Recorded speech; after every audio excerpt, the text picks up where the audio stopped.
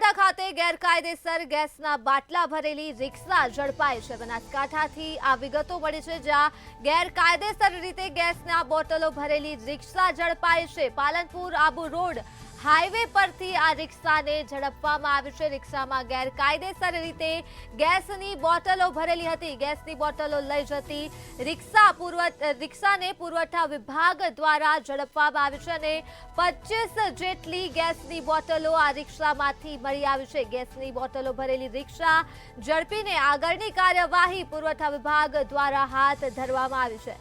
બનાસકાંઠાથી આ મામલો સામે આવ્યો છે, જ્યાં ગેરકાયદેસર રીતે ગેસની બોટલો ભરેલી રિક્ષા ઝડપાઈ છે। તો પાલનપુર આબુ રોડ હાઈવે ઉપરથી આ રિક્ષાને ઝડપી પાડવામાં આવી છે। પુરવઠા વિભાગ દ્વારા આ રિક્ષાને ઝડપવામાં આવી છે। આ રિક્ષામાં 25 જેટલી બોટલો ભરેલી હતી। ગેરકાયદેસર રીતે ગેસથી ભરેલી આ બોટલો હતી, જે રિક્ષામાંથી ઝડપાઈ છે અને ગેસની બોટલો ભરેલી રિક્ષાને ઝડપી પુરવઠા વિભાગ દ્વારા આગળની કાર્યવાહી પણ હાથ ધરવામાં આવી છે। મામલો બનાસકાંઠાથી સામે આવ્યો છે, જ્યાં 25 જેટલી ગેરકાયદેસર રીતે ગેસની બોટલો ભરેલી હતી, જે મળી આવી છે। આ સાથે જ પાલનપુર આબુ રોડ હાઈવે ઉપરથી આ રિક્ષા મળી આવી છે।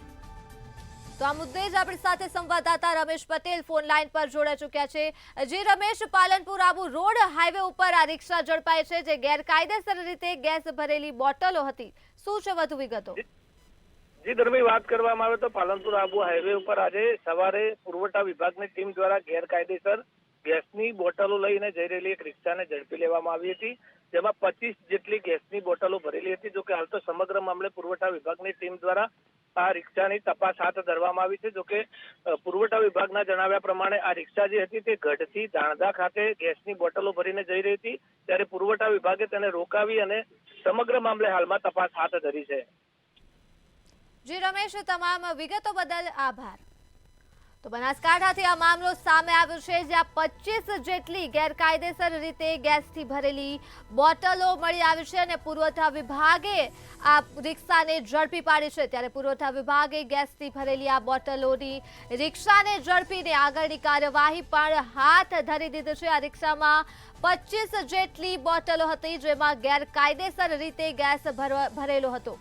આ સાથે જ પાલનપુર આબુ રોડ હાઈવે ઉપરથી આ રિક્ષાને ઝડપી પાડવામાં આવી છે। રિક્ષાને પુરવઠા વિભાગે ઝડપી પાડી છે। પુરવઠા વિભાગ દ્વારા આ કાર્યવાહી કરવામાં આવી છે અને આ રિક્ષાને ઝડપવામાં સફળતા મેળવી છે।